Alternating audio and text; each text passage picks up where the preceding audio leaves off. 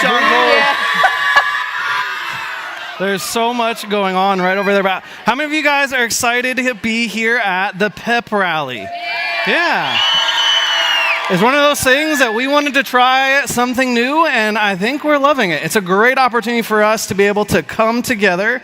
And I don't know if you know this about a pep rally, but the goal of the pep rally is not to get to be really excited at the pep rally, although you will get excited. It's to get excited at the pep rally for what's coming next. I don't know if you know about, like with pep rallies, it comes maybe before your big rivalry game, or it comes right before a big moment, but it's one of those things that we're going to have an opportunity together tonight to be able to dive in, to be able to get ready for what's coming next. And in a lot of ways, our hopes and our dreams from our student staff, our group leaders, is tonight can be the springboard to being able to create a wave of life change, a way of transformation, a way of following Jesus in our county that creates ripples and waves and is able to create a movement of Jesus followers. And so whether or not you follow Jesus or not, let me tell you, we're so glad to be here. My name is Sean. I'm our lead students pastor. I get a chance to serve with all of our students pastors. And I want to begin today asking this question. What does it mean to have a spiritual life? See, this was something that I've wrestled with, and I didn't maybe ask it this way, but in middle school and in high school, it was one of those things that I really tried to figure out. What does it mean to be spiritual? What does it mean to be a Jesus follower, to have a spiritual part of my life? And for me, I grew up in a Christian home. I grew up and was baptized in 3rd grade and did all the Christian things, went to church every week. We did a version of like a kids camp that I was a part of. I even got to the point where I helped like decorate with my mom in this. But here's the thing. Just because you're here at church doesn't mean that you have a spiritual life. And I probably would be lying to tell you in 3rd grade when I got baptized, there's probably a piece of me or maybe a wide, big part of me that did it just to be able to get the bread and the juice as a snack. And maybe that's where you find yourself today, where you're kind of trying to figure out, what does it mean to follow Jesus? See, I understood at an elementary way of how to follow Jesus, but it took me until middle school and even high school before I really began to take more steps. You see, and maybe some of you guys in the room are brand new 6th graders. You're figuring out what middle school is. And for me, I went from being the big adult kind of kid, like you were the oldest in the room in elementary school, to all of a sudden being the youngest in middle school. And it was in those moments that then you begin to ask the question, like, what does it truly mean to be in middle school? And it was one of those things that I wrestled with. I mean, I remember going to church in middle school, but I don't remember truly growing to look more like Jesus. In fact, it grew to a point where I had an opportunity to go to Move the summer after my freshman year. Move is a summer camp. It's actually what we take our high school students to. It was in a different state, but it was at that event that all of a sudden I learned I was saying I was being a Christian, but my life, it represented something else. And maybe that's you today. Maybe your life, you say, hey, I'm a Christian, but you realize, hey, my life isn't actually connecting with it. And it was one of those moments that I remember very vividly, because if you've ever been a part of camp, there are some moments that just kind of overwhelm you sometimes. And I like to call it moments where you just ugly cry. Like you can't stop crying because you're so frustrated with yourself. There's a little bit of shame. Maybe even there's a little bit of guilt. And I remember vividly being in this college room that was this classroom that frankly, I don't even remember much about the room, except I remember there were 2 people there in that room. And those 2 people were my students pastor, Jason Frisch, and one of our group leaders, Rich Walburn. And maybe you've heard me tell about these 2 people, but these 2 people in that moment of vulnerability, that moment where I'm ugly crying, gave me an opportunity to see and experience what grace is like. To realize that no matter what we try to do, if we try to live a spiritual life by ourselves, we often fall short. And so today, we want to ask and lean into the question, what does it mean to have a spiritual life? What does it mean for those of us who follow Jesus to truly follow Jesus? And let me tell you, this sermon, if you follow Jesus, this message is a lot more for you. So if you're like trying to still figure out this Jesus thing, you're maybe on the outside, I want to give you permission to like, hey, I want you to still listen in, but you're kind of off the hook. This is not something maybe you have to live into quite yet unless you decide to follow Jesus. But if you're following Jesus, this is something that we need to lean in and begin to see what Jesus might have for us today. Because one of the things that I am so incredibly grateful for with Jason and Rich is while they showed me a ton of grace, they also loved me enough to not leave me where I was. They allowed and helped and came around me and helped supported me. In a lot of ways, they helped me set up on the journey. Not that I knew what we're going to talk about today, but helped me set on a journey where I was able to live the life of a Jesus follower. And so if you've ever asked the questions, how can I grow spiritually? How do I develop an authentic faith? What does it look like to really follow Jesus? I hope today you can walk away knowing the answer to those questions. Because for some of us, maybe we're trying to figure out this Jesus thing for the first time. We had, hey, I think I want to follow Jesus, but I don't know what it actually looks like. Or maybe for you, you had a huge spiritual breakthrough this summer. Maybe it was that even mix or move, and now you're back into the school year, you're back around your old friends, and if you're being honest, that huge spiritual breakthrough you had seems like it was years ago instead of a few weeks ago. Maybe for you, the summer was just this big lull, like you ended up missing being around your students group, you ended up just kind of in a lot of ways vegging out on TikTok or playing video games, and right now you're like, hey, I really want something more than the life that I have now. Or maybe for you, you felt like you've been on this plateau and you want to take your faith to the next level. Here's what I want to tell you. If you want to do any of those things, it all starts with the same thing, and it's going to be committing for us to be on a journey. Because these questions that we're asking are not new questions. In fact, these questions are actually questions that Jesus got asked directly. It may not have looked exactly like those questions, but the question behind the question was the same. And so if you have a Bible or you have a Bible app, I want to encourage you to open it. We're going to be diving into Matthew 22, and don't worry, this is a place and a community that's for everyone. So if you don't have a Bible, no worries, it'll be on the screen behind us. But we're going to dive into Matthew 22, and Jesus gets asked this question: Teacher, which is the greatest commandment in the law? And if you kind of look at the question behind the question, aka Jesus, what's the most important thing I do if I want to develop a relationship with God? And there was actually Pharisees asking this, and so just to kind of give a little bit of context, because we don't live in first century Israel, but in this, the Pharisees are like the religious elite. Like if you had to picture or think of who are the most spiritual people, who are the ones that everyone looked to when you had a spiritual life, people in that day would ask the Pharisees. The Pharisees are actually a big part of this history of actually doing some incredibly good things, but then they kind of went off to the left. See, here's how good they were at kind of playing the religion game. They knew that in the Torah, which is kind of the first 5 books of the Bible, there are 613 laws. And they got to the point that they're like, well, 613 is a lot of laws. Let me try to figure out how to condense this down and kind of pick which ones are the most important. And so when the Pharisee was asking Jesus this question, in a lot of ways, he was trying to set him up to kind of trick him. And here's where Jesus is so profound, and I think is part of the reason why so many people continue to follow Jesus today, because this is so crazy to me. Jesus didn't pick 100 of the 600 laws. He didn't even pick the 10 commandments, because you're thinking, well, if you're going to have to pick the most important ones, the 10 commandments make sense. Jesus, in this, does something quite shocking to the Pharisees. And he begins by quoting the scripture that was very well known back then called the Shema. And Jesus replied, "Love the Lord your God with all your heart, with all your soul, and with all your mind. This is the first and greatest commandment." And so you're like, okay, like that makes sense. Love the Lord your God with all your heart, your mind, and with your soul. And here's where it gets shocking. Jesus continues by saying, and the second is like this: love your neighbor as yourself. All the law and the prophets hang on these 2 commands. And that's it.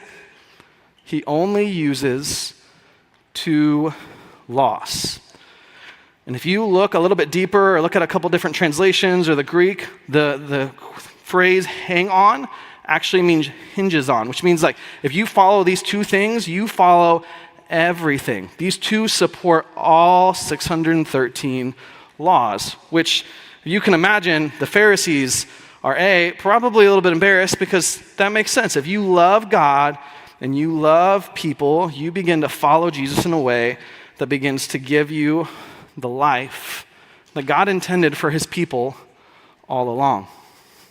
And if you want to kind of think through, and this is kind of known as the greatest commandment, if you want to take a look at another great passage, just to even add a little bit more to this, you begin to find a passage called the Great Commission that you can find in Matthew 28. And these are some of Jesus' last words to his followers. And he says, "Then Jesus came to them and said, 'All authority in heaven and on earth has been given to me. Therefore go and make disciples of all nations, baptizing them in the name of the Father and Son and the Holy Spirit, teaching them to obey everything I've commanded you, and surely I'm with you to the end of the age.'" In a lot of ways saying, as you live your life, go and serve the world. Now, if you've been around church for a while, you might be picking up on some of what I'm sharing because God is asking us to love God, love people, and serve the world. Because if you want to grow as a Jesus follower, whether you're brand new to this Jesus thing, or whether you've been around for a long, long time, if you want to grow and have a spiritual life, it begins by loving God, loving people, and serving the world. And for us, we kind of say this around Mountain, saying to commit to live out the mountain walk. And so if you truly want to grow, if you truly want to have a spiritual life that's vibrant, that's life-giving, that helps you, I want to challenge you to commit to live the mountain walk. And this is something that middle school Sean knew nothing about. Middle school Sean thought following Jesus was all about going to church and doing the right thing. But if you truly want to follow Jesus, it begins by going on a journey. In some ways, we even say if you want to know how to start and stay on the journey with Jesus, it begins by living out the mountain walk. And I just want to wrap up with just a few things that's really helpful. If you're on any journey, I think it's important for us to know that any journey where you go where you've never been before takes three things. You need, first, a guide. If you're going to go on a journey and you don't know where to go, you want to make sure that you have a guide, someone wiser, older, who's been down this journey before. And to use that kind of as a metaphor, a guide looks like a group leader here in our context. They're disciple makers. They're people who love and care about you and want you to have the best possible journey. The second thing that you need on a journey is not only a guide, but you need a map. You need to know a little bit of where you're going. You need to have a plan in place to know what's going to happen on the journey. And this is where I'm really excited about something that we're going to be doing here this school year in students groups, is we're going to be introducing something called the Common Elements. And that's something that we're doing not to replace the mountain walk, not to replace what Jesus said, but to build on it, to allow us to be able to truly live out the mountain walk. You see, each part of the mountain walk actually has two elements to it. And so when we talk about loving God, we talk about worshiping together and abiding alone. And that's where we're going to be challenging us to begin to live out these in some really tactile, practical ways, where when we love God, we want to be able to worship together and attend weekly worship services. I'm really excited because here this school year, every campus is going to be launching what is called a student section, where it's going to be an opportunity for you to be able to hang out with other students on a Sunday and maybe even connect with the new students there too. And we also want to challenge you to abide alone and commit to going through the Your Journey Devos. When it comes to loving people, we want to challenge you to hold on, to hang out together as a group, to still do the hang streaks that we started this past semester, to hang out once a month outside of students groups. And we want to also challenge you to reach out. And I'm really excited because Greg's going to be introducing something new for that, where we're going to be reaching out and inviting new people and praying for new people to come be a part of our community here. And we also want to serve the world by Get Going. We want to serve together once a month as a group and to give generously, to commit to this thing called Unstoppable Good that's going to carry Mountain to its 200th birthday. Can you imagine and realize like Mountain is 200 years old? We have so many people who have sacrificed and given generously to allow us to have this amazing space and allow us to be able to live out what we're doing. And so you need a guide, you need a map, and lastly, you want a caravan. Now, caravan is a really weird word, but it worked because I was trying to find something about getting a community of people. And if you look back at what caravan actually comes from, it comes from these merchants, these pilgrims, these travelers deciding to journey together in the desert because there were people out there trying to attack them. And here's the thing that's true about living the Jesus life. Living the Jesus life isn't just up and to the right.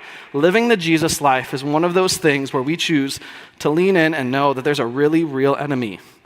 There's an enemy that doesn't want us to live that way, and we have a chance to be able to pull people around us, aka our students groups, to be together. Because following Jesus is not a solo sport. It takes a community. So once again, if we want to commit to this journey of living out the mountain walk, we need a guide, a map, and a caravan. And with this, we're really excited about these common elements that we can choose to not only have them be known and familiar among our community, aka common, but also have them and see that these are not anything overly special. They're everyday practices that allow us to grow deeper with Jesus and have this spiritual, vibrant life that we always want. And so I want to challenge you, begin to think about those common elements. Maybe which one are you strong at? Which one do you like, this is easy for me, this is something that I enjoy doing? And maybe begin to ask the question for those common elements, which ones are these, or like, I'm not so good at this one, or I've never actually even thought of this one as following Jesus. Because here's the deal, we're going to have a chance in a moment to be able to pick two of these where we have an opportunity to say, hey, I want to get better at these this school year. But before we have a chance to hear some more directions on what that looks like, we have a few friends that are going to share what it's looked like for them this past school year to live out these elements of the mountain walk. And so let's go ahead and take a look at the screen as we hear from Kristen Fox, our students pastor at the Abingdon campus, and Jalen and Alyssa as they talk about what they're doing to live out the mountain walk. Let's take a look. Hey Mountain students, I'm here with a friend who is living out the mountain walk, and we're gonna find out just how she's doing it. My name is Alyssa. Alyssa, and what grade and campus do you go to? I am in 8th grade and I go to the Mountain Road campus. So the word on the street is that you're really good at reaching out to people and inviting people. Tell us how you got started doing that. I brought my friend and I invited her. I kept inviting her for like weeks. I made sure, because she's late to everything.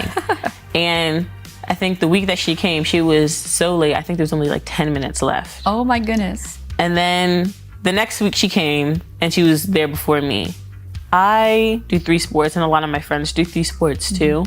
So most of them are busy a lot of the week. Like, yeah. And I think I invited a bunch of them and some of them came, some of them didn't.